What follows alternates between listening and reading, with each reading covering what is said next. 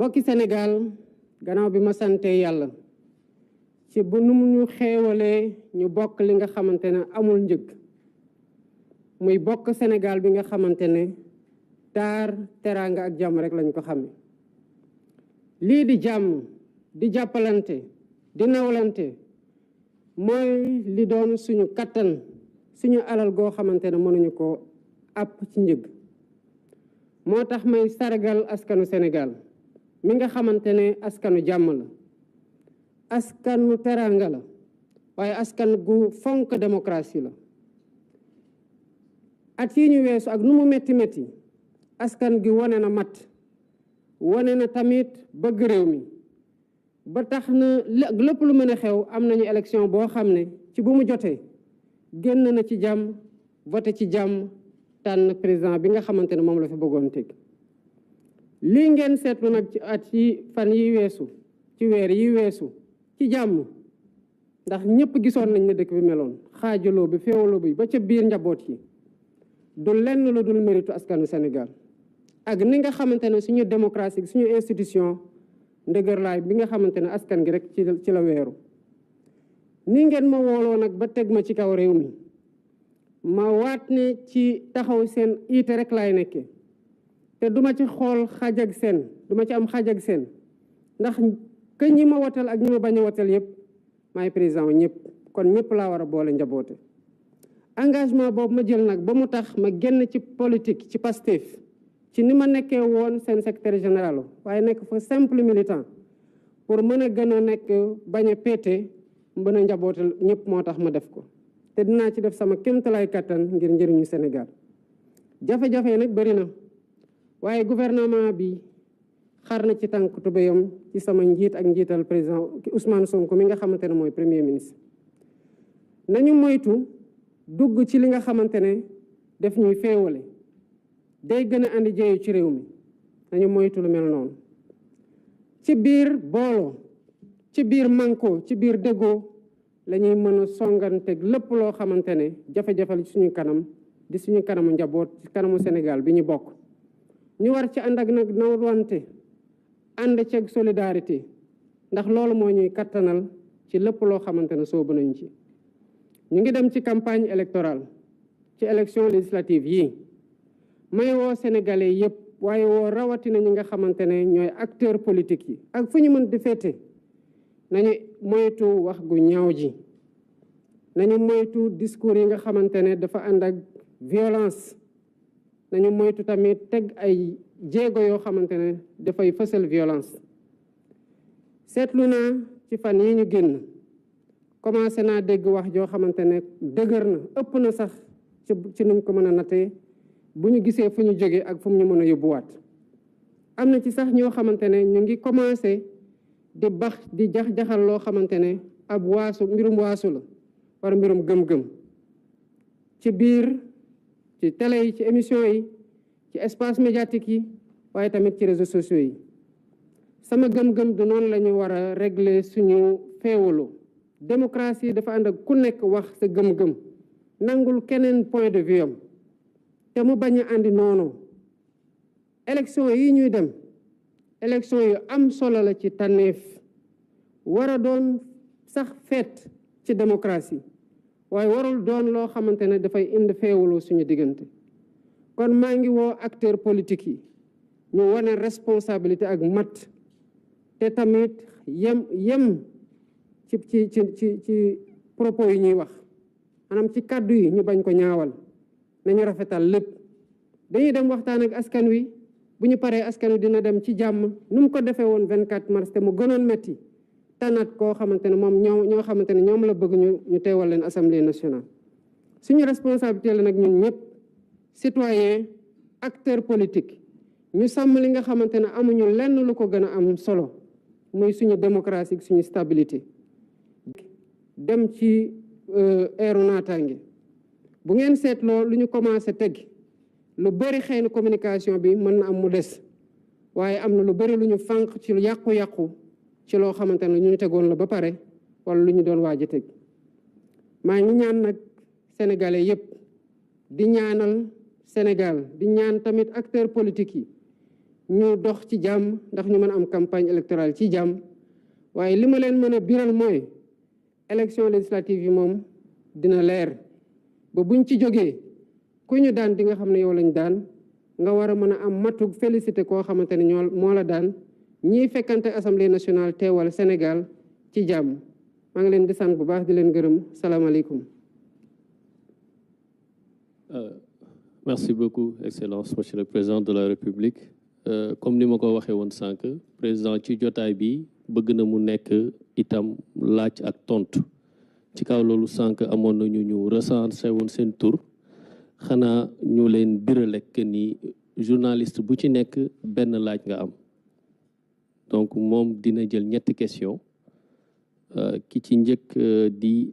monsieur Abdoulaye Diop nekk le quotidien 24 heures donc Abdoulaye am nga benn laaj Issa Tine moo ci topp bu Walfadjri.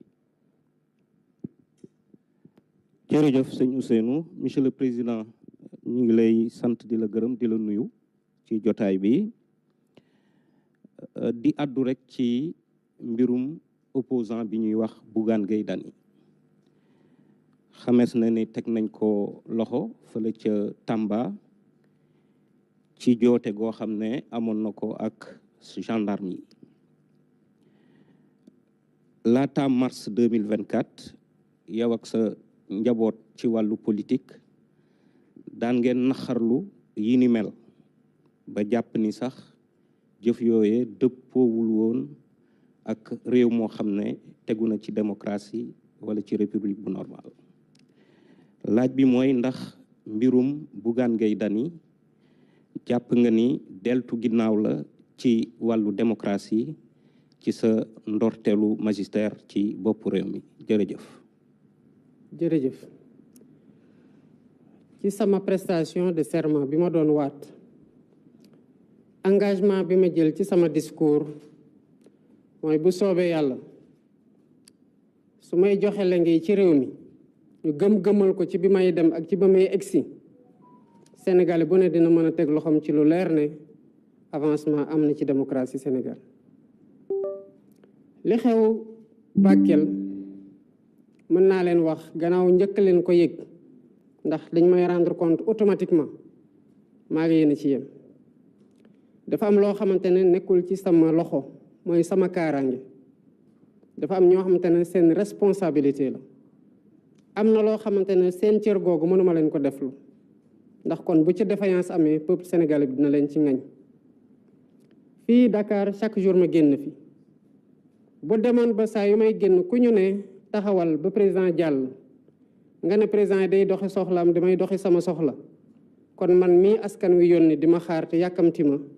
dinaa tardé te sama responsabilité moo ëpp ci réew mi kon taxawal xaar président génn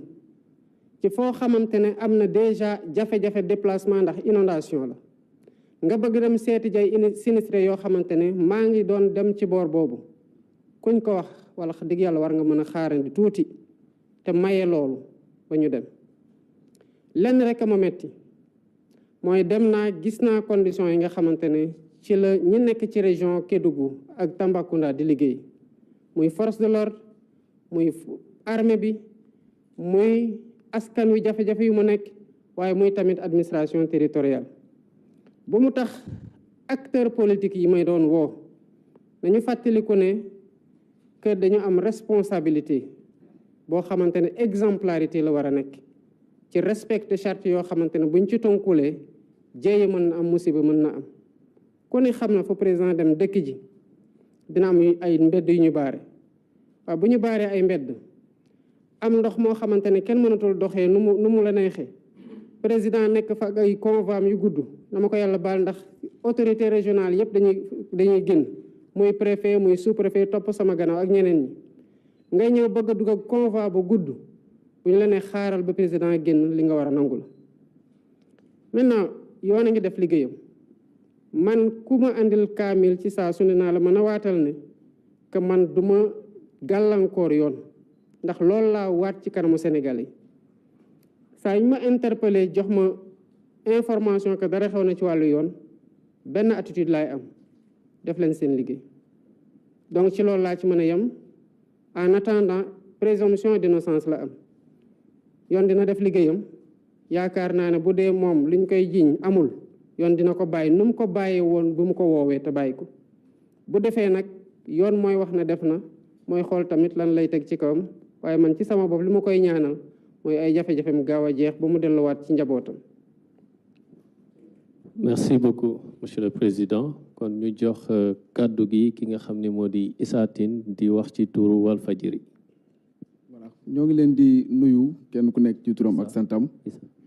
di la nuyu bu baax président de la République du Sénégal monsieur Bassirou Diomaye Diakhar Faye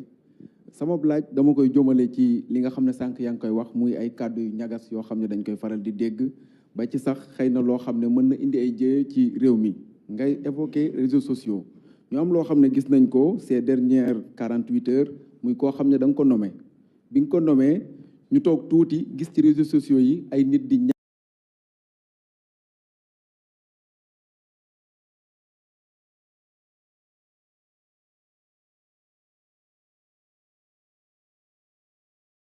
ñaawlu nomination bi nga xam ne moom nga ko nommé mu di PCA bu SNHLM nit ñooñu après ñenn ñi di ko minimiser mais dafa dem ba law ba ci bi nga xam ne yaa ko jiite woon sànq yaa ngi koy souligner est-ce que Samba Ndiaye bi nga xam ne moom lañ nommé da ngeen ko fas yéene teggi ndax dégg nañ sànq premier ministre Ousmane Sonko mu bind ab bataaxal am lu mu wax ne des mesures correctives seront apportées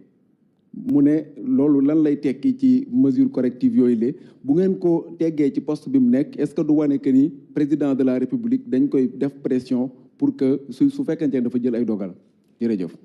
commentaire moom naa la ko bàyyi puisque moom annoncé na ay mesures correctives xam naa ne boo bëggee xam mesures correctives yi muy nekk moom lañ koy interpeller ndax propos la waaye li ma bëgg a wax mooy dama nangul ñuy wax que ñu bokk ak man langue wala ñu bokk ci sax kuje gi ñu bañ a d'accord ak man ci li nga xamante ne moom laay teg comme ay acte bés bu ne te ñu am droit tamit wax ko que mu nekk opposition que mu nekk samay propre partisan dañu am droit am désaccord ak li nga xamante ne maa koy poser comme acte parce que dañ maa dénk lu ñëpp bokk ñëpp a teg ci seen bët war ko watu am ci seen kàddu en tant que citoyen loolu mooy démocratie ma nangul ko ñëpp nag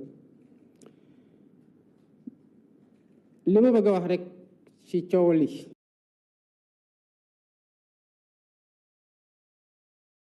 puisque coow am na mooy dafa am fu ñu jëlee Sénégal wax naa ko sànq ci message bi ma doon def te lu ko waral mooy wooteeg jàmm dafa am fu ñu jóge am ay féewaloo avant élection njaboot gi sax biir famille ñu ne am na ñoo xamante ne ay frère ak i sœur ay waajur ak i doom waxatuñ ndax politique yàlla dogal changement régime am ñun ñu doon buntu xatal di ñu teg lu ne te mu tegul woon lu dul ne bëgg a téye sa nguur ñu am matug am esprit de dépassement ki nga xamante ne bokk na ci ñi gën a sonn muy président Pastef premier ministre actuellement Ousmane Sonko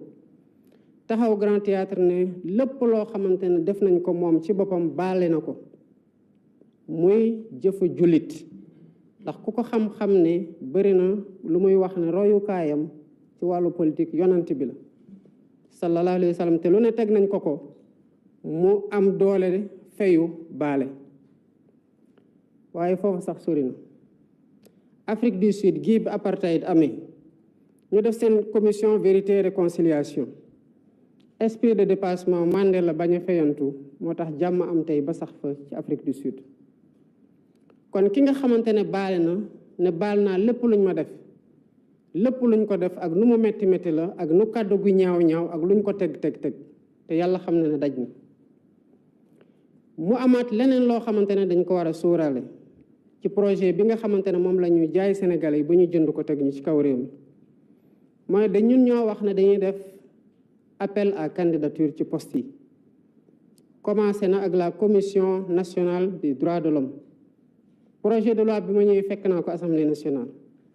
dañ ko jëlaat dugalaat ko yokk ci buñ koy falaat day am appel à candidature te ñu ngi ci procédure yi bientôt ngeen gis lancé nañu ko kon boobu ñoo ko ci dugal niñ ko nar a dugalee ci yeneen poste waaw bu ñu ko dugalee est-ce que dañ koy appel à candidature bi day nekk kese ñi nga xamante ne ñoo ànd ak ñun wala sénégalais yépp lay nekk ak boor bu ñu mën a bokk waaw bu ñu nekkee ci boor bu ñu mën a bokk est-ce que dañuy wax ne képp koo xamante ne mës nga wax Bassirou Diomaye Faye lu ñaaw rek mënoo bokk ci appel à candidature bi gëwuma loolu li ma gëm kon appel à candidature mën na ubbi jur ay nit waxoon ci ñun lu ñaawa ñaaw tegoon ñu sax lu méttee waaye commission buy analyser dossiers yi nangul leen ne ñoo gën a xarañ ñu jël leen teg leen est-ce que bu boobaa dañuy wax ne ñii dañu doon wax lu ñaaw donte ñoo gañe nañu leen tegg fu ñu nekk gëwuma loolu li ci tegu nag mooy dama nekk kaso ñu teg coalition bi ci base bi ñëpp xamoon nañ du pour man pour suñu candidat bu ñu gàllankoor la woon bi ñu demee ba mënatul dem ñu teg ma coalition bi doon coalition Diomaye président ma ñëw fekk fa ay nit ñu bari ñu xeex ak ñun ndax boobu ñu ngi ci opposition jëlaguñu woon nguur ànd ak ñun ñu bu ñu ñëwee ànd ak ñun ndax dañoo bëggoon nekk candidat ñu gàllankoor leen ñu ñëw ànd ak ñun wala dañoo renoncé sax laat ñu leen di gàllankoor ànd ak ñun wala dañoo dabee feneen ñëw ànd ak ñun ñooñu joxe nañ def nañ ci coono def nañ ci seen alal def nañ ci seen temps kon ñooñu dañoo ànd ak ñun xeexandoog ñun ak fuñ ñu mën a dabee bu ñu am nguur kon ñooñu kenn mënul wax ne dañoo transhumé kon buñ ci falee kenn ñu andilaat wax joo xamante ne waxoon nañ ko mu ñaaw te kiñ ko gën a wax sax moom baale na dama yaakaar ne bu ñu nekkee du sulli loolu jafe-jafe yi ma fi fekk ak féewaloo kon du fi mës a dañ te kon day nekk pàccum Sénégalais yu am solo parce que bu ma jëlee seen candidat kese waxuma ñeneen sax ñoo xamante dem nañu voté feneen am nañu 1,600,000 voix te du ñooñ kese ñooy Sénégal day nekk pàcc bu important yu Sénégalais yoo xamante ne ci ni ñu waxee nii pour jël ci xayma rek Sénégal 2050 daanaka dañu leen di génne ci ñu mën a liggéeyalaat seen réew gëwuma loolu par contre ku ne xam na